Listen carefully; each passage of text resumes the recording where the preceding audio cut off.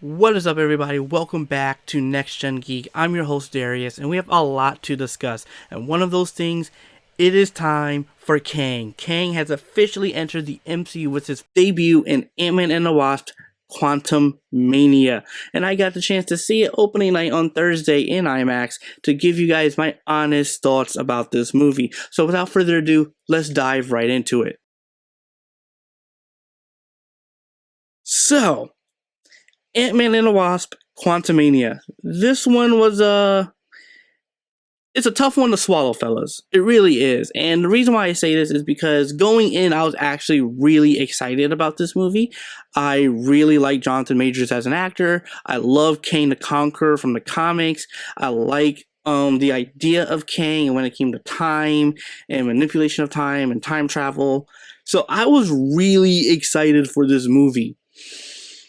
And I walked out a bit disappointed. And to say the least, I want to start off with some of the good, or at least some of the things I did enjoy about the movie. And for one, that is Jonathan Majors as Kang the Conqueror. I think he was the biggest standout and the biggest highlight in this movie, if not pretty much carried the film. When he was on screen, he definitely looked intimidating. There are definitely some parts, and we'll get to the end a bit, that made me a bit, what the are they doing? But in general, Jonathan Majors, his presence on screen, he was absolutely phenomenal. He was definitely a threat, especially for Ant-Man, considering the character Ant-Man is, and this version of Scott Lang. I think Jonathan Majors really held his own and really kind of told Ant-Man to kind of freaking grow up, you know? So Jonathan Majors is an easy standout. He's probably the biggest thing, the biggest highlight of the movie.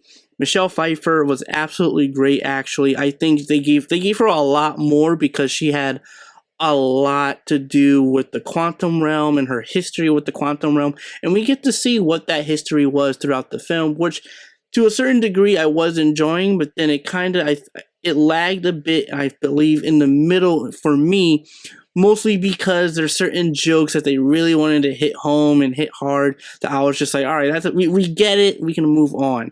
But yeah, those are some of the good, right? Catherine Newton, I think she did all right as Cassie Lang. Honestly, I forgot she was in the movie. I really did.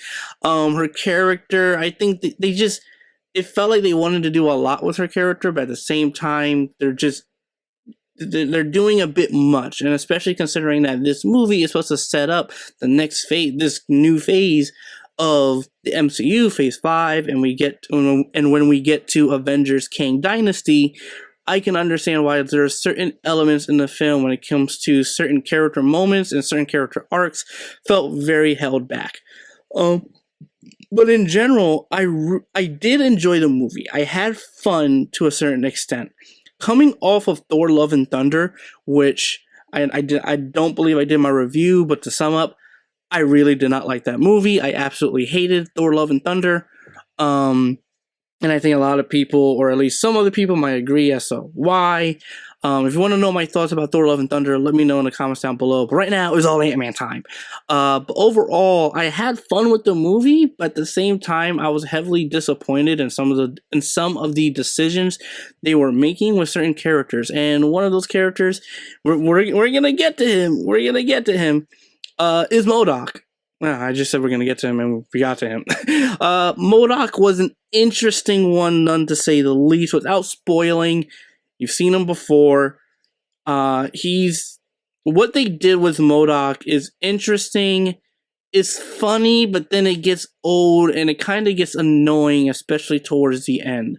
And another thing about Ant-Man and the Wasp Quantumania that I did like is that it had a very Star Wars-y feel. And what I mean by that is, as you know, the quantum realm is full of mystery. And just from the trailer, you can see that there's different life forms and everything. And that's where it gets to that Star Wars feel of where you have these different dimensions and sub areas within the quantum realm that have a variety of different alien races. Some look familiar with a twist that we know from Earth. It's very interesting to see how they incorporate and how they design some of the aliens, because again, There's a couple scenes that are like, yeah, this feels right from Star Wars, and it's a good thing and a bad thing, unfortunately. But yeah, so like it definitely had a Star Warsy feel to it to a certain degree. Not entirely. It does stand on its own to a certain. Again, everything is to a certain degree, and by that certain degree, I mean it gets cringy and it gets a bit cliche and it gets a bit like it's that ridiculousness that you expect from Marvel, but also you wouldn't expect because it's just when you think about it, it's stupid. But again, so like in general, I liked the movie. I enjoyed it. I enjoyed it more than Thor: Love and Thunder. I enjoyed it more than Doctor Strange 2. But in general, I think this movie could have been better. And I do think it is a better balanced movie by a margin, by a slight margin compared to Thor: Love and Thunder.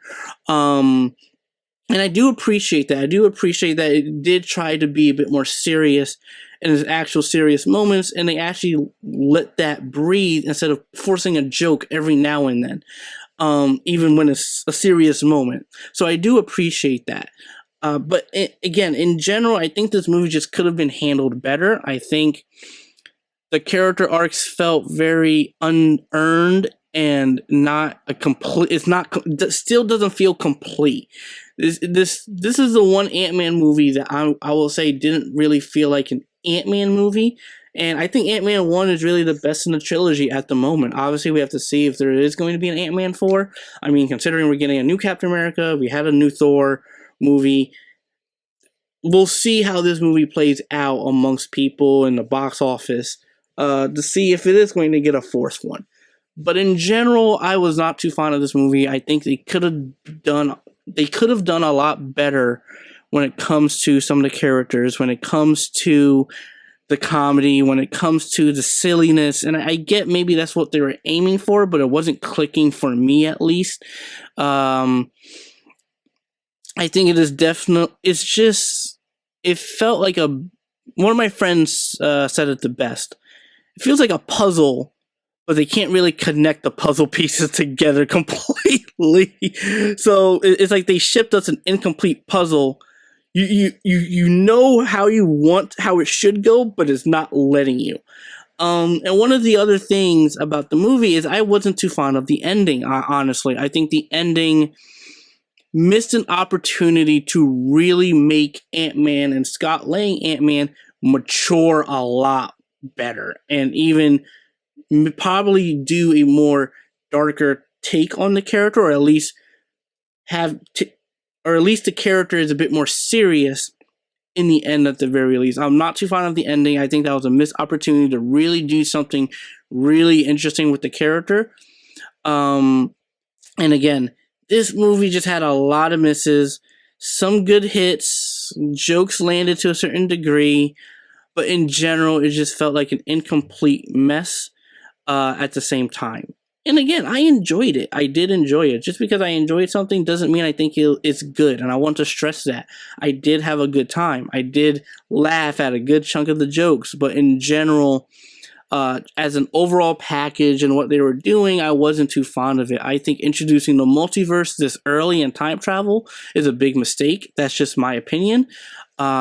Because now you have to explain a lot and you have to keep it coherent amongst so many different properties that are doing it, coherent amongst Loki, Doctor Strange, No Way Home, and again, just everything is not fitting. So overall, do I recommend people to go see this movie right now as it's hot in the theater? I do not. I really don't. Unless you just want to see it for the sake of it, go ahead. Again, this is just a recommendation, but if you want to go see it, go right ahead. But in general, this movie could have been better, and I expected a bit more. Again, Jonathan Majors, Kang the Conqueror was a big highlight. There is some ridiculousness that happens to him in the end. I'm just like, really? This is what you're going for? This is where you're going? So, but overall, I did enjoy it. It could have been better. Do I think it's the worst Marvel movie? No, I think there are others that are worse. Thor: Love and Thunder. I really do not like Thor: Love and Thunder. I hated that movie. But in general, I just think it had more potential to really dig deeper, and I think it missed that opportunity and missed that chance to take a character like Scott Lang and really mature him up a bit more. I think he did, but not to the extent as he should, especially for what's to come and what they're teasing in the next couple phases of the MCU. With, again, we're heading into Kang Dynasty, we're heading into Secret Wars. These movies have been announced, so it's not really a spoiler. I do recommend to stay for the credit scene, the mid-credit scene, and post-credit scene if you go happen to see it. There's a lot of information, and if you're a comic fan, you're gonna know one of them in a nice nod to something in Marvel history. But those are my honest thoughts about Ant-Man and the Wasp Quantumania. What did you guys think of the movie? Did you guys like it? Did you not like it? Let me know in the comments down below. And again, feel free to share this video amongst anyone you know if you agree, disagree. Again, let's have the conversations in the comments section below. And again, this is your boy Darius from Next Gen Geek. More movies are coming out. Shazam! Fury of the Gods is next month, so I'm hoping to do a review for that for you guys. But yeah, in general, Ant-Man and the Wasp. Do I recommend it to go see it in the theater? Probably not, but you do what you want to do as you please. And again, that is all for today. I'll see you guys in the next video.